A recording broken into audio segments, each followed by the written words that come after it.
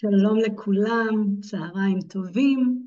שמי סיגל כהן, אני אומנית ויוצרת, אני ציירת ריאליסטית ויוצרת בעץ ובנייר, וגם מעבירה סדנאות סקראפ וסדנאות יצירה בעיר שלי אשדוד.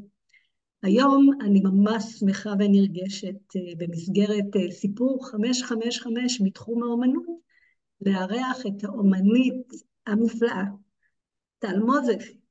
ולפני שאנחנו נתחיל ככה להיכנס לתוך עומק הדברים, טל, אני רוצה קודם כל שתספרי לי, לקהל, מי זו טל מוזס? אני אספר, אז שלום, כיף להיות פה ותודה שהוזמנתי. אמ, אז אני זו אני, אני זו אני לאורך כל הדרך. את הדרך שלי של האומנות יצרתי והתחלתי מגיל להחזיק צבע ביד, מאז ומתמיד ציירתי. המסלול שלי, הדרך שלי תמיד הלכה יד ביד עם אומנות, גם בבתי ספר ושיעורים, חדרי אומנות. היום, בגיל 57, אני יודעת אפילו יותר להעריך את זה. מה שתמיד נראה לנו כמובן מאליו עם הזמן הופך להיות אירוע מובהק שמשתכלל ונאספים אליו כל כך הרבה כוחות ויכולות ורעיונות ומתנות, אז אני ממש מודה על זה. אז אני אספר בעוד כמה מילים עליי. אני הילרית, אני מתקשרת, אני עובדת דרך תקשור ואני מתחברת לאנשים דרך חיבור לאני העליון, לאני הגבוה שלהם. שבעצם הדרך הרוחנית שלי התחילה בגיל גם צעיר יחסית.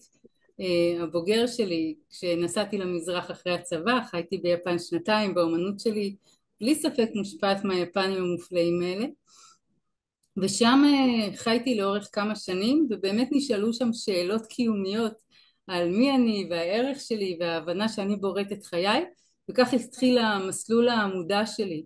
כשחזרתי לארץ כבר לימדתי, זו הייתה תקופה כזו שהפטריות התעוררו להם, המודעות התחילה לצמוח, וזה מה שאני עושה כל חיי. שבשנים האחרונות, אולי 7 שנים האחרונות, נכנסו המנדלות לחיי, דרך היוטיוב עד כמה שזכור לי, באיזשהו סרטון פשוט שהראה לי משהו מאוד מאוד בסיסי, וברגע שיצרתי את המנדלה הראשונה שהייתה כזו קטנה, משהו קרה לי. אני לא יודעת להסביר מה קרה, אבל מאז אני מציירת מנדלות.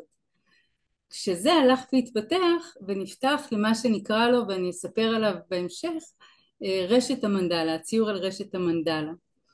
אז זו אני מציירת, מטפלת, מחוברת להשראה ומחברת אנשים להשראה שלהם, וזה מה שעשיתי כל חיי, וזה כנראה מה שאני אמשיך לעשות בחיי. אז זה אני מעולה. כמה דקות. אז בואי באמת תספרי לנו מה זאת רשת המנדלה, ואיך היא באמת משפיעה על החיים שלך.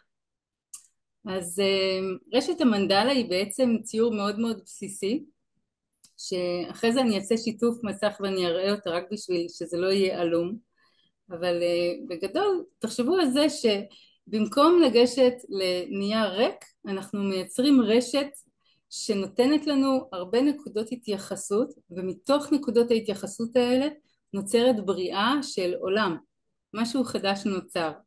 יוצא שהרשת הזו היא באמת מתוך נקודות ההתייחסות האלה מאפשרת לנו לברוא כל פעם דבר אחר, עד כדי רמה שלפי דעתי, וזה מה שאני מכוונת את התלמידים שלי, שכשאנחנו מסיימים לעשות את הרשת אנחנו מתחברים לנקודת מרכז, מאוחר יותר נדבר על זה יותר בהרחבה, אלא נקודת נביאה הפנימית שלנו, ופתאום משהו מתחיל להתגלות, ואנחנו ממש עוברים על הקווים ומציירים, ומשהו חדש, שוב אני חוזרת, משהו חדש נברא, וזו המהות של היצירה לפי דעתי.